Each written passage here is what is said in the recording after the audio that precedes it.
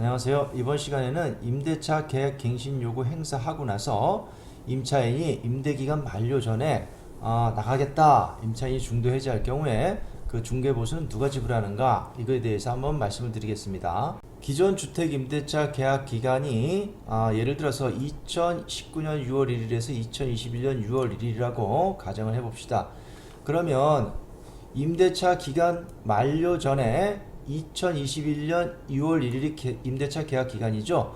이 만료 2개월 전에 쌍방이 아무런 통보를 하지 않으면 기존과 동일한 계약 조건으로 연장한 것으로 보게 되죠. 이것이 바로 묵시의 갱신입니다. 보면 계약 기간 만료 2개월 전에 임대인, 임차인, 쌍방이 아무런 통보를 하지 않았다면 전 임대차와 동일한 조건으로 임대차한 것으로 본다고 주택임대차보호법 6조 1항에 기재가 되어 있습니다. 이 경우 임대차의 존속기간은 2년으로 본다라고 해서 2년을 또 보장을 해주는 것이죠. 자, 이 경우에 묵시의 갱신의 경우에 중도 해지할 경우, 이 경우는 어떻게 되냐? 임차인은 언제든지 임대인에게 계약 해지 통지를 할 수 있습니다. 그리고 임대인은 해지 통지를 받은 날로부터 3개월이 지나면 그 효력이 발생합니다. 해제 효력이 발생하는데, 그러면 임대인은 임차인에게 보증금을 반환해줄 의무가 발생하는 것이죠. 그렇다면 이때 새로 임차인을 드릴 때 발생하는 중개보수는 누가 지급을 하냐? 이 경우는 임대인이 지불을 하게 됩니다. 자, 이번에는 계약 갱신 청구의 경우를 한번 보겠습니다. 임대차 계약 기간 만료 2개월 전에 임차인이 계약 갱신 청구를 한 경우에는 정당한 사유 없이 거절하지 못한다라고 주택임대차법 6조의 3, 1항에 기재가 되어 있습니다. 이 경우 임차인은 계약 갱신 요구권을 1회 행사할 수가 있고요. 이 임대차의 존속기간은 2년으로 본다라고 또 규정이 되어 있습니다. 그래서 우리가 2년을 더 살고 싶다라고 할 때는 임대 계약 기간 2개월 전에, 자, 그러면 2021년 6월 1일 임대 기간 만료면 2개월 전인 4월 1일 전에 내가 갱신 청구하겠다라고 임대인에게 통보를 해야 됩니다.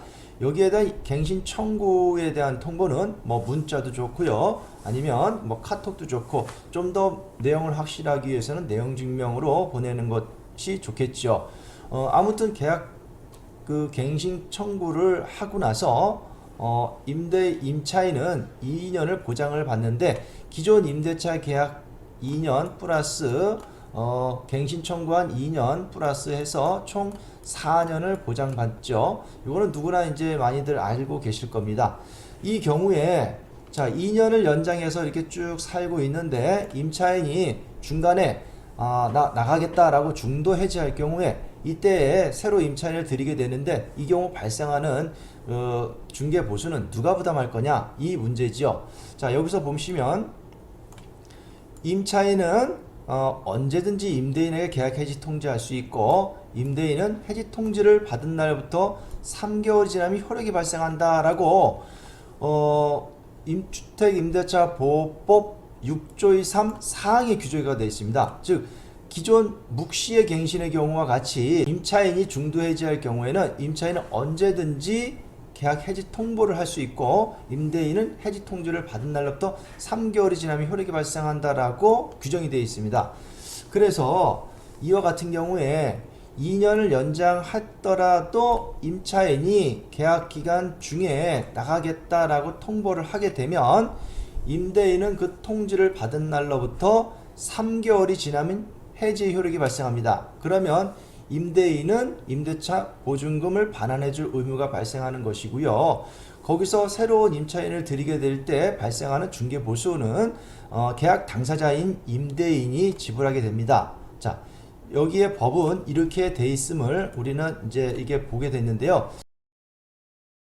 계약 갱신 청구한 임차인의 경우 계약서를 작성한 경우가 있을 것이고요, 계약서를 작성하지 않은 경우가 있을 것입니다. 자, 그 두 가지를 나눠서 한번 좀 볼 필요가 있겠는데요.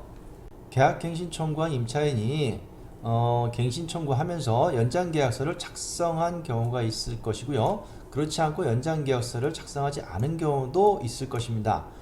만약에 연장 계약서를 작성하지 않고 계약 갱신 청구만 하고 2년 연장해서 살다가 중도 해지해서 나간다고 하면 이 경우에는 그 주택임대차보호법 중도 해지의 경우 여기에 규정을 따라서 임차인은 임대인에게 언제든지 계약 해지 통지할 수 있고 임대인 해지 통지받은 날로부터 3개월이 지나면 해지 효력이 발생하기 때문에 이 경우 새로 들이는 임차인에 대한 중개부수는 임대인이 부담하는 것이 맞습니다. 그래서 연장계약서를 작성하지 않은 경우에는 중개부수는 임대인이 지급합니다. 그러나 연장계약서를 작성한 경우 즉 기존 임대차 기간이 만료되어서 여기 플러스 2년 임대기간 연장한 2021년 6월 1일부터 2023년 6월 1일까지 명시적으로 계약서에 계약기간을 정해놓고 살고 있다가 임차인이 중도에 나간 경우에도 이 경우에도 중도 해지 규정을 따라서 3개월 후에 해지 효력이 발생한 것으로 볼 것이냐, 이런 부분은 서로 의견이 다를 수가 있습니다. 여기에 대한 법은 그 연장계약서를 작성하지 않은 경우를 가정해서 입법을 만들었다고 저는 생각이 되는데요. 만약에 그 연장계약서를 작성한 경우에는 당사자의 계약 내용대로 이행되어야 되는 것이 맞을 겁니다. 그런데 이 법은 주택임대차보호법은 이러한 규정이 있습니다. 임차인에게 불리한 규정은 효력이 없다라고 규정이 되어 있어요. 그래서 연장계약서를 작성했다 하더라도 중도 해지 규정이 적용될 소지가 있습니다. 그래서 이 부분 가지고 명확한 지금 판례가 없기 때문에 그렇다 아니다 라고 의견이 분분한 경우입니다.